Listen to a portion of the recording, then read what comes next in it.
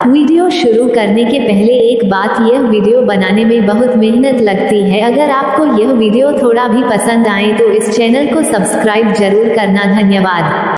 विभीषण का राज्याभिषेक युद्ध कांड कहानी स्टार्ट। कथा अच्छी लगी तो वीडियो को लाइक सब्सक्राइब कर दो। मोहित यादव पुजारी, थैंक्स। अपने समक्ष सीता को विनयपूर्वक नतमस्तक खड़ा देख रामचंद्र जी बोले, भद्रे, रावण से तुम्हें मुक्त करके मैंने स्वयं के ऊपर लगे कलंक को धो डाला है।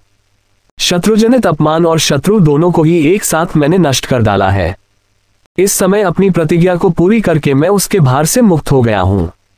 युद्ध का यह परिश्रम मैंने तुम्हें पाने के लिए नहीं किया है, बल्कि वह केवल सदाचार की रक्षा और फैले हुए अपवाद का निराकरण करने के लिए किया गया है। तुम्हारे चरित्र में संदेह का अवसर उपस्थित है, इसलिए आज तुम मुझे अत्यंत अप्रिय जान पड़ रही हो। अतः हे जनक कुमारी, मैं तुम्हें अनुमति प्रदान करता हूं कि तुम्हारी जहां इच्छा हो चली जाओ। रावण तुम्हें अपनी गोद में उठाकर ले गया और तुम पर अपनी दूषित दृष्टि डाल चुका है।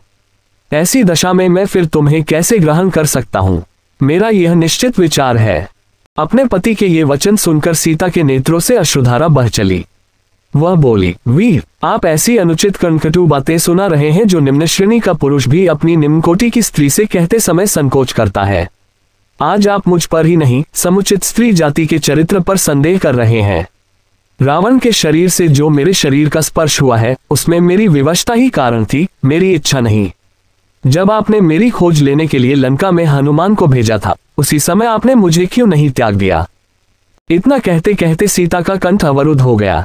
फिर वे लक्ष्मण से बोली, सुमित्रा नंदन, मेरे लिए चिता तैयार कर दो।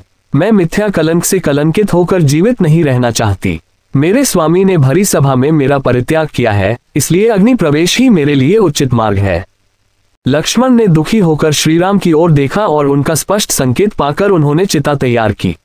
श्रीराम की प्रलयकारी मुख मुद्रा देखकर कोई भी उन्हें समझाने का साहस न कर सका। सीता ने चिता की परिक्रमा करके और राम, देवताओं तथा ब्राह्मणों को प्रणाम करके ये कहते हुए चिता में प्रवेश किया, यदि मेरा हृदय कभी एक क्षण के लिए भी श्री रघुनाथ जी से दूर न हुआ हो तो संपूर्ण संसार के साक्षी अग्निदेव मेरी रक्षा करें। वैदेही को अग्नि में प्रवेश करते देख सभी उपस्थित वानर और राक्षस हाहाकार करने लगे। तभी ब्रह्मा, शिव, इंद्र, वरुण सहित अन्य देवताओं ने श्रीराम के पास आकर कहा, श्रीराम, आप ज्ञानियों में श्रेष्ठ हैं, फिर इस समय आग में गिरी हुई सीता के उपेक्षा कैसे कर रहे हैं?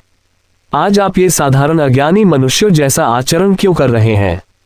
इसी समय मूर्तिमान अग्निदेव वैदेही सीता को चिता में से लेकर उठ खड़े हुए।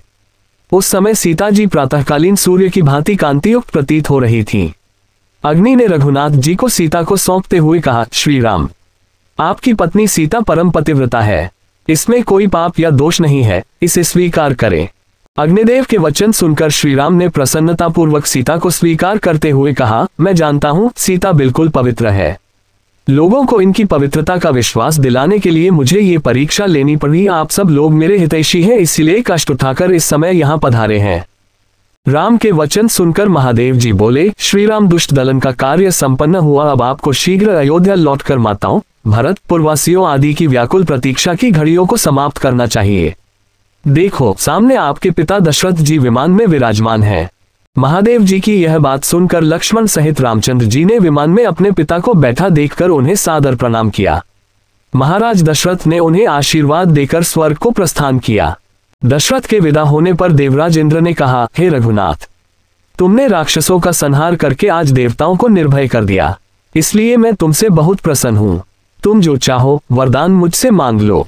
इंद्र को प्रसन्न देख श्रीराम बोले, हे देवराज, यदि आप मुझ पर प्रसन्न हैं तो मेरी प्रार्थना है कि मेरे लिए पराक्रम करते हुए वानरादि जो वीर यमलोक को चले गए हैं, उन्हें नवजीवन प्रदान कर पुनः जीवित कर दें और वे पूर्णतः स्वस्थ होकर मुझसे मिले। इंद्र को प्रसन्न देख श्रीराम बोले, हे देवराज, यदि आप मुझ पर प्रसन्न हैं तो मेरी प्रार्थना है कि मेरे लिए पराक्रम करते हुए वानरादि जो वीर यमलोक को चले गए हैं, उन्हें नवजीवन प्रदान कर पुनः जीवित कर दें और वे पूर्णतः स्वस्थ होकर मुझसे मिले। विभीषण का राज्याभिषेक युद्ध कांड।